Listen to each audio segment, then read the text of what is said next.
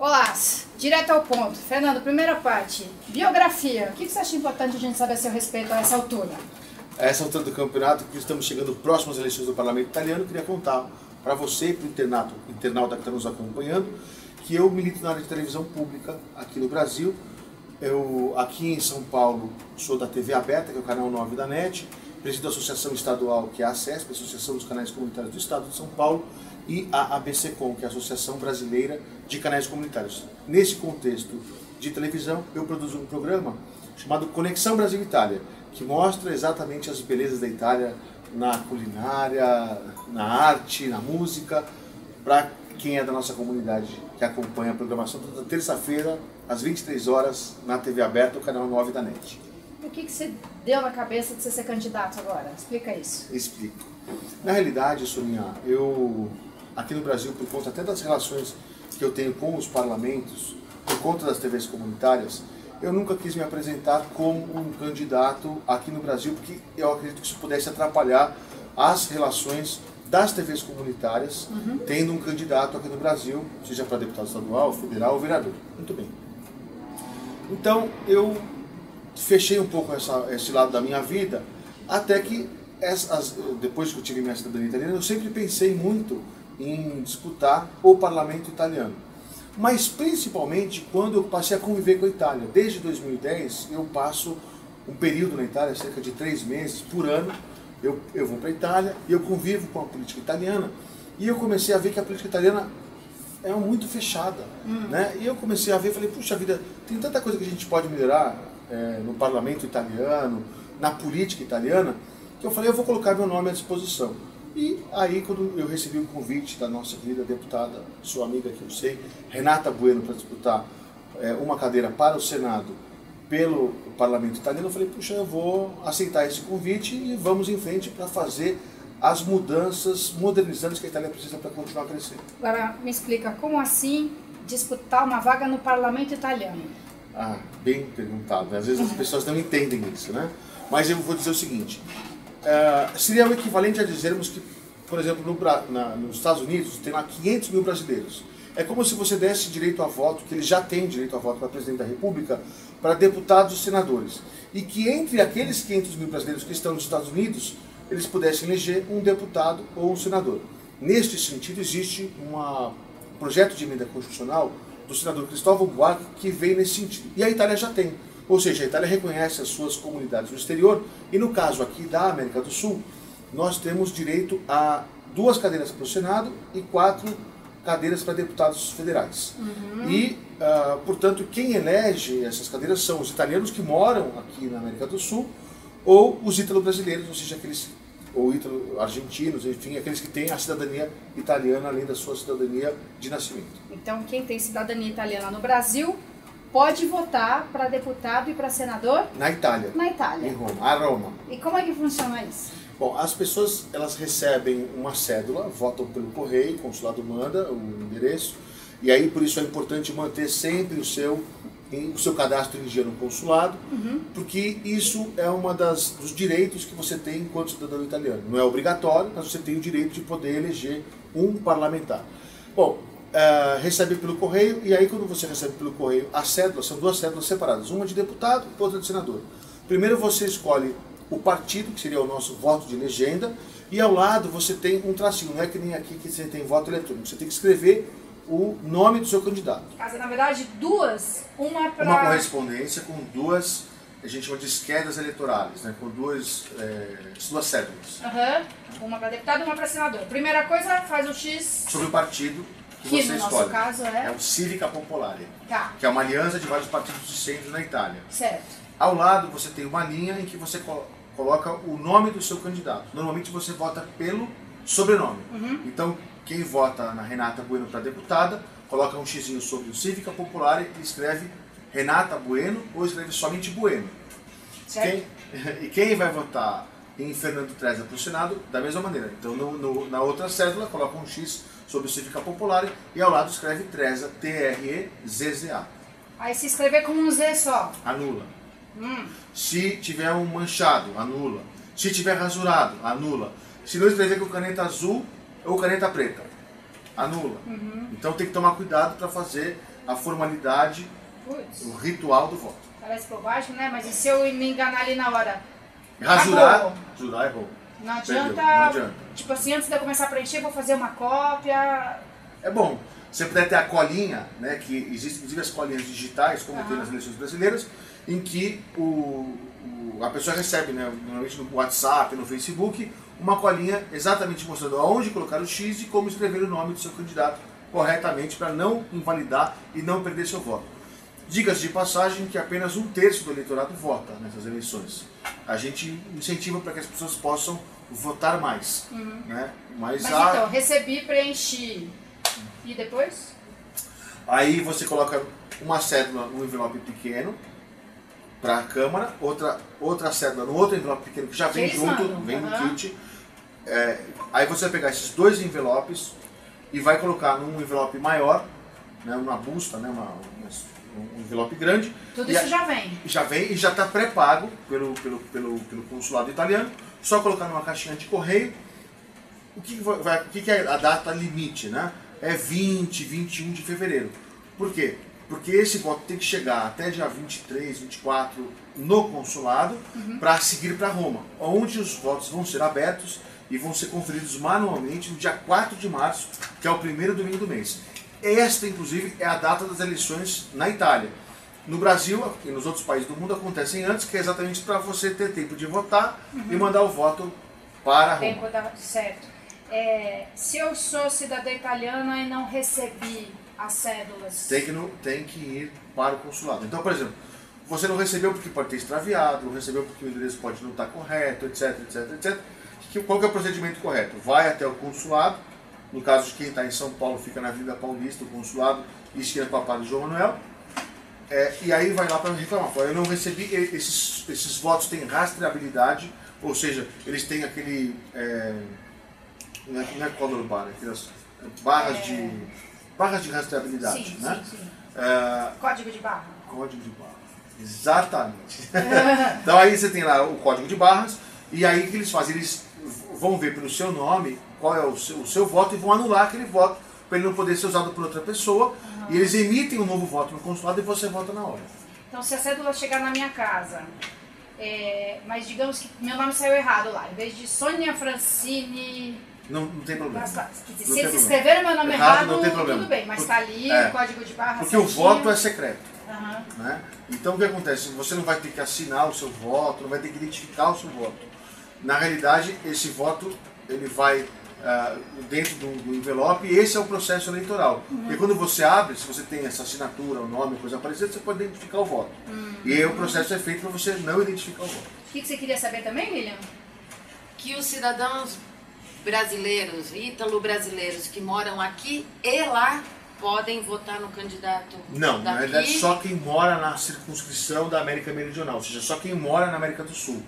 Porque o espírito da lei qual que é? É você eleger alguém dessa comunidade. Então, tanto o candidato tem que morar nessa região, quanto o eleitor também tem que ser desta região da América do Sul. Ele pode sim, já que não dá mais tempo, ele poderia ter feito o voto em trânsito, ou seja, ele avisa o governo italiano que no período eleitoral ele vai estar, por exemplo, na Itália, sim. E aí ele pode votar na Itália nesse período.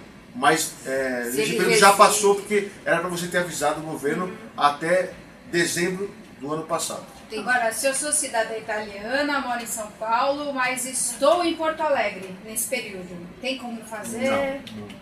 Não. Está no seu domicílio eleitoral. Mas é que é um período longo. Você imaginar que você vai receber essa correspondência do consulado no dia 14, mais ou menos, 14, 15 começa a receber, e tem até o dia 20, 21 para você postar. Então, nesse período, que é um período de quase uma semana, é o período em que você vai poder votar. Se você estiver fora no dia, se você não está, você não pode votar. Tá. E o que um cidadão, aliás, o que um senador, um deputado, pode fazer pelos cidadãos italianos que estão aqui no Brasil? Quer dizer, o que está ao alcance? Olha, para começar, as relações bilaterais Brasil-Itália, que já estiveram num patamar melhor do que estão hoje, e importância muito grande do parlamentar, que ele tem um papel de atuação política entre os dois estados, Brasil e Itália. Você tem também questões como, por exemplo, legislação, que o senador lá, o deputado lá, ele tem o mesmo valor que qualquer outro senador ou deputado eleito dentro da Itália. Então ele tem poderes para fazer projeto de lei, tem poderes para, inclusive, tentar barrar projetos de lei que venham contra os italianos que moram no exterior. Então é muito importante você ter um representante, no nosso caso da América do Sul, lá. E importante também, lógico, se for possível, termos representantes do Brasil, porque é a maior economia, é a maior comunidade italiana fora da Itália no mundo, é o Brasil. Nós somos em 30 milhões de descendentes, ou seja, 15% da população brasileira é de origem italiana. E historicamente, você, por exemplo, né, Sonia Francini, e o que acontece, que é importante falar sobre o aspecto político na nossa macro-região, é que, historicamente, dos 2 senadores que são destinados para a América do Sul, um é eleito pela Argentina, por quê? Porque eles têm o dobro de votos do Brasil. Então ali já tem uma vaga certa. E a vaga do Brasil ela só acontece se as pessoas forem votar. Por isso que a gente insiste muito para que as pessoas possam votar, porque senão a representação brasileira que existe, ou seja, alguém eleito pelo Brasil italiano ou ítalo-brasileiro, deixa de existir. Por isso é importante votar. E em relação aos deputados é a mesma coisa. São 4 cadeiras, dessas 4, duas cadeiras são eleitas pelos argentinos e as outras 2 podem ser eleitas pelos brasileiros, ítalo-brasileiros. Mas só acontece se realmente o pessoal comparecer às urnas, no caso, comparecer com o seu voto pelo correio e participarem do processo eleitoral. Quer dizer, que é uma coisa que a gente sonha em relação a muitos países e muitos nem imaginam que é possível. Quer dizer, você assiste o noticiário internacional e você fala, pô, como é que os caras podem tomar essa decisão lá? Essa decisão afeta o mundo inteiro e eu tenho que ter o direito de participar disso. No caso dos cidadãos italianos do mundo, eles podem participar disso. Podem de fato participar disso. Quer dizer, podem, têm o direito, recebem em casa uma cédula para ajudar a escolher um deputado ou deputada. Eu aqui fazendo campanha pela Renata Bueno. Isso. E aqui pela cota masculina. Isso é importante você registrar, só da cota masculina do Passando Itália. Você pode ver que nós temos aqui no Brasil, são 8 candidatos a deputados no geral, mas no Brasil são 4 deputados. Esses 4 deputados não são deputados, são deputadas, todas são mulheres. Então eu brinco com a Renata, eu digo, Renata, eu estou na sua cota masculina do partido. Ela falou, você é nossa cota masculina. Então, eu acho assim, por exemplo, uma das questões aí de sexismo que tem na Itália, porque a Itália foi durante muito tempo um país, ele ainda é conservador, mas ele já foi mais. Ele, inclusive, não permitia que a mulher passasse a cidadania para os seus filhos. Só o homem passava. Isso é uma lei sexista, contra a qual nós nos colocamos absolutamente contrários. Porque homens e mulheres nasceram iguais e têm os mesmos direitos. Isso faz parte dos direitos humanos, dos direitos fundamentais do homem. Para você ser considerado, você poder reivindicar a cidadania italiana, você tinha que vir pelo pai, né? Aí sabe o que aconteceu com o lado da mulher? Isso é importante você registrar, porque eu sei que o seu público é muito atento a essas questões. Um holandês que pediu a cidadania italiana teve negado exatamente por isso, porque ele queria pedir pelo lado materno. Ele entrou com uma ação na Suprema Corte Italiana dizendo o seguinte, esta lei é sexista e não pode valer. Teve um ganho de causa e é a partir deste holandês que fez o seu pedido que todos os demais pedidos do mundo inteiro são feitos não para o governo, mas são feitos para a Suprema Corte. Ou seja, quem é descendente de mulheres e quer ter o seu reconhecimento de cidadania italiana, faz via judicial, porque aí sim a Suprema Corte reconhece que homens e mulheres são iguais e têm os mesmos direitos e deveres. Isso ainda é um avanço que precisa estar na Constituição, que não está. Precisa estar nas leis. Só por via judicial. Só por via judicial. Mas eu digo para você que nós defendemos sim que homens e mulheres têm o mesmo direito de passar a cidadania. Isso é um absurdo. Agora, não só tem esse absurdo na Itália, como tem outros mais. Se você um dia me permitir falar, você está aqui no parlamento. Quando eu cheguei aqui na Câmara Municipal, me identifiquei. Posso falar sobre isso? Pode, manda. Né? Eu me identifiquei, mostrei o documento de identificação, passei eventualmente por um detector de metais, que aqui eventualmente não tem, mas às vezes tem, dependendo do evento, do dia, e vim até o seu gabinete livremente, pude entrar, esperei na recepção para conversar com você. Na Itália, isso é muito bom, porque o parlamento, aqui no caso da Câmara Municipal, Assembleia Legislativa ou Câmara dos Deputados, é um parlamento que fica permeável às pessoas e às entidades que poderiam entrar e poderiam colaborar com o processo legislativo. Na Itália, os cidadãos não têm livre acesso ao parlamento como tem aqui no Brasil. Ou seja, para ele entrar, ele precisa ter um convite de um parlamentar por escrito para determinado dia e determinado horário. Inclusive, se ele não for naquele dia e naquele horário, precisa emitir um novo convite para ele poder participar. E aí quando ele vai... Pessoal intransferível. Pessoal intransferível e mais. Nós estamos usando aqui um celular, nós estamos dentro do parlamento. Na Itália é proibido você usar um celular dentro do parlamento. Os próprios deputados e senadores não podem fazer uma selfie do plenário, não podem fazer uma live. Você sabia disso? Não, nem imagino. Você concorda com isso? Claro que não. Eu também não concordo. Então eu digo o seguinte, nós temos aí propostas reformadoras. Nero botou fogo em Roma, vamos botar fogo naquele parlamento? Modo de dizer. Modo de dizer. O fogo, na realidade, é com as propostas. Agora, tem uma coisa muito boa no parlamento italiano. 40% é formado por jovens com menos de 40 anos. E eu acredito que é apenas uma centelha seja necessária para que a gente possa colocar fogo no bom sentido, para a gente poder... Imagina você pegar um parlamentar e falar assim, o senhor acha que o cidadão deve ter livre acesso ao parlamento ou não? Se ele for muito corajoso, ele fala, eu acho que não tem que entrar. Eu quero ouvir o cara falar. E eu vou colocar o celular para ele falar, fala aqui que o senhor não quer. E eu quero ouvir ele falar isso. Porque ele não vai nem ter como dizer isso. Fala, não, vamos fazer isso, vamos flexibilizar, as pessoas têm direito a entrar, o cidadão italiano pode entrar no parlamento. Essa é uma questão de direitos civis, que eu acredito que seja fundamental. Outra questão é que no século XXI, a Itália, uma grande democracia, na Europa Ocidental, país do G7, não elege o presidente da República. O presidente da República é eleito indiretamente. Isso aí também é um retrocesso que nós temos que combater no parlamento, com novas legislações, com uma nova Constituição. Aliás, você precisa mudar a Constituição, você precisa mudar os artigos da Constituição que dizem respeito ao direito de voto do cidadão. É que eles têm medo de surgir um novo Mussolini, mas, não, porque a liderança, como teve na época do Mussolini, desculpa, a Itália nunca elegeu um presidente da República diretamente, e nem Mussolini foi eleito diretamente. Aqui na época tinha um rei da Itália, ele era primeiro-ministro, não teve voto direto para eleger primeiro-ministro, foi o parlamento que elegeu. Desculpe, então isso é um argumento falacioso. Da mesma maneira, quando dizem que não, a gente não pode deixar as pessoas entrarem livremente no parlamento por conta da questão de segurança. Eu pergunto para você, no prédio do lado, que é o Museu Vaticano, que é muito mais importante do seu ponto de vista histórico, de obras, etc, etc, etc. Quer dizer, as pessoas não pedem passaporte, RG, documento, elas passam por uma segurança para saber se você não está armado, se você não está com uma bomba. Não está armado, não está com uma bomba, pode usar seu celular, pode fazer selfie, pode mandar mensagem, o que é honesto, digno, correto, ético, justo.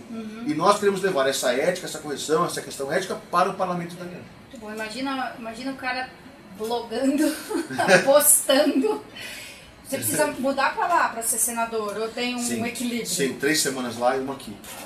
3 semanas em Roma e uma semana na base, no Chassi, na América do Sul. E aí você vem prestar contas, né? Prestar contas do mandato, prestar contas das atividades, em sendo eleito, que eu preciso, ainda precisa chegar lá, né? Então precisa do seu voto, né? Precisamos do voto do eleitor para a gente poder chegar lá com essas propostas, para poder chegar lá mostrando o serviço para as propostas que a gente se dispõe a fazer. Por exemplo, a relação das filas, né? Todo mundo fala das filas do consulado que viram a esquina, isso é uma vergonha. Se você imaginar que no país do lado, que é a Argentina, o governo é o mesmo, o ministro de Relações Exteriores é o mesmo, o orçamento é o mesmo, tudo é o mesmo. Só que lá a fila para ter cidadania é 2 anos, aqui são 15. Lá para você fazer o passaporte, você vai e pede para você fazer a agenda para fazer o passaporte e faz o passaporte. Aqui tem o Prenota Online, que é um sistema online para você se inscrever, que é mais fácil você ganhar na loteria do que ganhar no Prenota Online. Então as pessoas não conseguem os serviços consulares. Eu digo que esse enfrentamento é muito mais do que uma questão econômica, é um pano de fundo político. Você sabe que na época da Segunda Guerra Mundial, o Brasil ficou do lado dos aliados e tal, e os italianos, os alemães tiveram que mudar. Então o clube que era o Palestra Itália, você torce para o Palestra Itália? Palestra Itália, sim, então, o Palestra Itália teve que mudar de nome para Palmeiras. O Germânia teve que mudar de nome para Pinheiros, que é o Clube Pinheiros hoje de São Paulo. Então, e isso tem uma sequela política que nunca conseguiu ser consertada. E não foi consertada porque não tem primeiro-ministro que dure no poder, ou o presidente da República que tenha legitimidade para poder debater de igual para igual com o Brasil. Então nós defendemos legitimidade do presidente da República. No caso do francês, você tem um presidente da República eleito pelo povo e você tem um primeiro-ministro eleito pelo parlamento. Eu acho que esse é uma questão que pode ser feita, porque se você perguntasse para o povo, o senhor quer votar? Ele falasse, eu não quero votar. Aí todo mundo precisa votar, não precisa mudar a Constituição, não precisa de nada. Agora, se você pergunta para 50 italianos, o senhor quer votar? 48 falam, quero votar. Eu pergunto para você, que é uma legisladora, a lei foi feita para o povo ou o povo foi feito para a lei? A lei deveria ser feita para o povo, para atender às necessidades, os anseios do povo.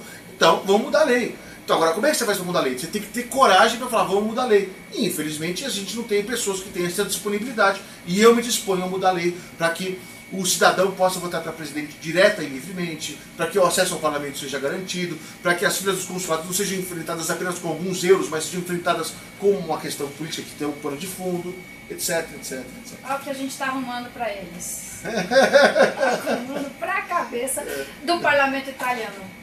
Obrigada, Fernando. Vou fazer sua campanha. Obrigado, eu agradeço demais, fico muito honrado de ter o apoio de você, que é um símbolo para nós aqui de São Paulo e para o Brasil, em relação à questão dos direitos civis, à questão da igualdade de gênero, à questão do empoderamento da mulher e do meu partido. Se eu não tivesse nenhuma mulher como você, que é arretada para defender a nossa campanha, eu estava perdido.